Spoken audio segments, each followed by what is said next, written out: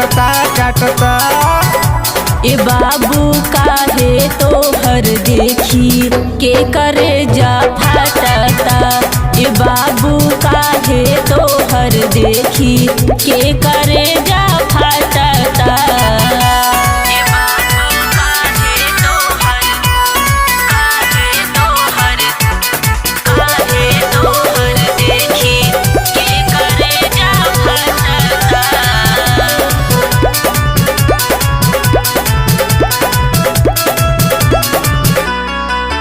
बारी उमर बाटे कतरल जवानी, देखिए के आ जाता मुहावा से पानी।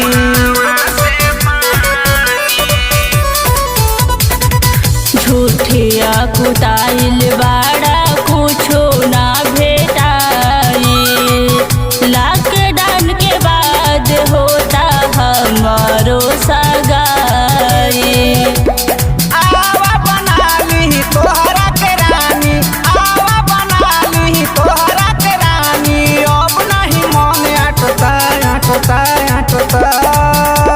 ए बाबू काहे तोहर देखी के करे जा फाटता।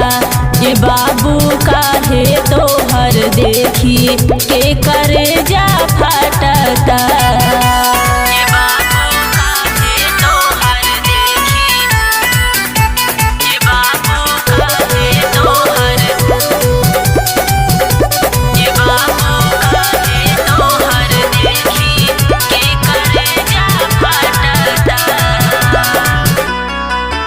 काहे पगलाइल बाड़ू माना मोरे बात के।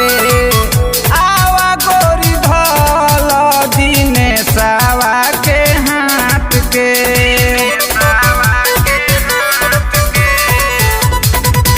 हाल में कर धान बानी आइब नाही हाथे। आज भोरे चल जाइब पांडे जी के साथे। कहेली मिथला आवा जानी घरे, कहेली मिथला आवा जानी घरे। पापा जी रोज डांटता डांटता डांटता। ए उपेंद्र काहे तोहरो करे जा फाटता। ए उपेंद्र काहे तोहरो करे जा